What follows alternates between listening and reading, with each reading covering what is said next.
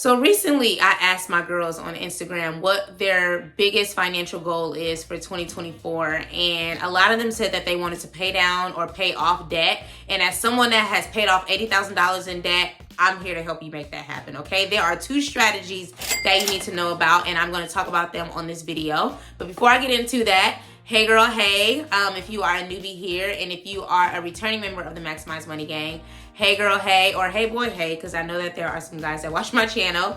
My name is Jocelyn, and I teach Black women like you how to use your 9-to-5 incomes to save more and spend wisely so that you can do more of what you love without going deeper into debt for it. And again, I am my own case study, okay? I paid off over $80,000 in student loan debt, so I know how hard it is, and we're gonna get into these 2 strategies. So let's get into it. The first strategy that you need to know about is the debt avalanche method. The debt avalanche method. This is the method that you want to choose if you want to pay off the highest interest debt first. So think of this as the method that will allow you to make, minimum payments on all of your debts, and then use the remaining amount of whatever is left to pay off the debt that has the highest interest attached to it. So if we're thinking about 3 accounts, for example, one having an interest rate of 5%, with a balance of $1,000, one having an interest rate of 15%, with a balance of $200, and then one having, interest rate of 28% with a balance of $100, you would want to pay the one with the 28% interest rate the most, because that is the one that you're going to have to end up owing more over time if you leave it stagnant. And that's not what we want. And this is actually the one that I utilized. There is another method that I'm going to talk about in a couple of minutes. But before I did it, I actually consolidated all of my loans just to make it easier. And that really helped me to just kind of keep track of everything. So the beauty of this option is that you end up paying less over time in interest. And interest is really where, the lenders make their money. And I'm like, okay, if I don't touch these loans, they're going to continue to grow bigger and bigger like a baby. And that's not what we want, So if you are like me, and you want to see drastic drops on the, amount that you owe, then this might be a good option for you. But don't make a decision before you hear about the other one. But just know, for me, I'm extra, I need big, bold movements, and I need to see those numbers decrease drastically. So if you are that kind of person, comment below and let me know I'm not alone. But let's get into the other option, which is the debt snowball method. And this one focuses on paying the smallest debt first. So if we use those examples again, one having, $1,000 balance, one having a $200 balance, and then one having a $100 balance, you would pay the one with the $100 balance, off first. And so essentially it allows you to, use the smaller balances to pay off, one card or one balance quickly, so that the payoffs are happening a lot quicker than they are with the avalanche method. But you aren't paying on every single loan. So the other ones are still going to be out there, but at least one of your accounts, or one of your balances is at 0, so that you can focus on the other ones. And if you are somebody that likes that constant movement, this is going to be good for you because it's motivating, and you might be inspired by seeing these paid off balances on a quicker basis than you will with avalanche. Now, the disadvantage to this one is that you ultimately are going to be paying over time a lot longer because you're starting with the smallest thing first. But again, if you like to see those consistent movements, then that might be a good option for you. And as I mentioned, with this method, the snowball method, you would choose that $100 balance to tackle first, so that you're still paying off on all of the other ones on a consistent basis, but the remaining of whatever amount you have to put towards your loans, you spend towards that smaller balance first, versus the other option where you put the highest, you go after the highest interest rate, So choosing which one that's best for you is going to be up to you, but go ahead and comment below and let me know which option you think works best for you based on the kind of person that you are and the kind of motivation that works for you. And no matter what you choose, just know that you will need a plan for it. And if you know that you want to pay off some debt or pay down some debt this year, I have exactly what you need. I have a free 9-to-5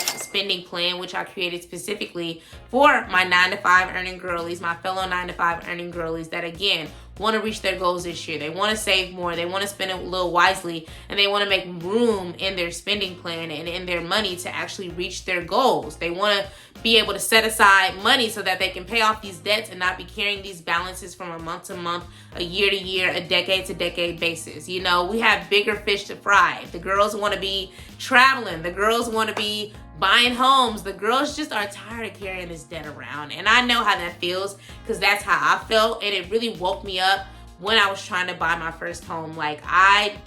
It was so hard, because the way that I was spending my money, the way that I was managing my money was only sucking me into this toxic cycle of being forced to continue to work at places that I didn't like and do things that I didn't want to do. And that's just not what I want for us. So the beauty of the 9-to-5 spending plan that I created is that I have a section dedicated to debt and credit, so that you can plug in your numbers, you can plug in your interest rate, you can plug in your balances, and then choose the amounts that are realistic based on your income. So I'm taking the guesswork out of all of this. All you have to do is know your numbers, and these are easily found on your statements. You know, bank statements, your credit card statements, all these numbers are there. And I just help you to plug them in so that you can understand where your money is going and where it's coming from, and how to assign each dollar a responsibility. That's going to make you feel much more empowered. It's going to make you feel like you know what you're doing with your money, and that you're not just going off vibes and wondering where the heck it went at the end of the month, you know? And I know how that feels. I still have those moments, but I've gotten so much better as a result of this 9-to-5 spending plan. So go ahead and grab your copy in the description. It is free. As soon as you sign up, you get it immediately, and in less than an hour, you will feel empowered. You'll know exactly what you're doing with your money, and you'll have a plan for what you want to tackle first from a debt payoff perspective. And so just to recap, the debt avalanche method is best for those that want to see those drastic drops. You know, they don't come as quickly, but you're going after the high interest debt first. And if you tackle that, then you end up paying less in interest over time, which means that there's less money coming out of your pocket over time.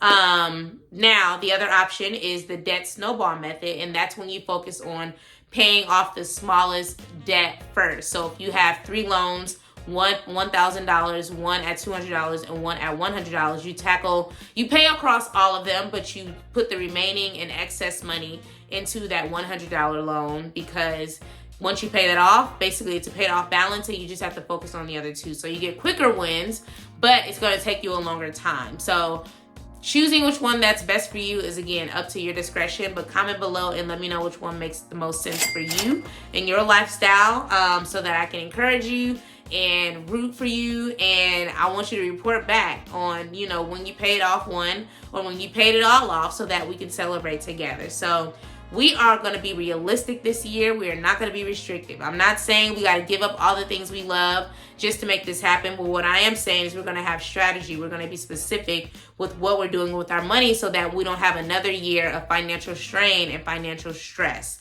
So if you enjoyed this video, please like, comment, subscribe, share with a friend, share with someone that you know is serious about paying down their debt and may not know about these 2 options that helps them to do it better. And go ahead and check out my former video that I created, and it's called Impulsive Spending Habits, where I share more about how emotional spending ultimately led me down deeper into debt, you know, which doesn't help my goals, you know. And so I highlight 3 ways that you can kind of tackle the emotional spending that you may be doing, or the impulsive shopping that you may be doing. And that is going to be linked below, and it's also going to pop up on the screen, because impulsive spending and emotional spending is only keeping us away from our goals. The money we spend on that $200 Shein cart could be used to pay off some of these debts that we have. And so we don't want to create more debt. We want to pay down the debt that we have, so that we feel empowered to keep doing it. And then once we're done, that's even more money that we have. We're essentially giving ourselves a free raise, if you will, like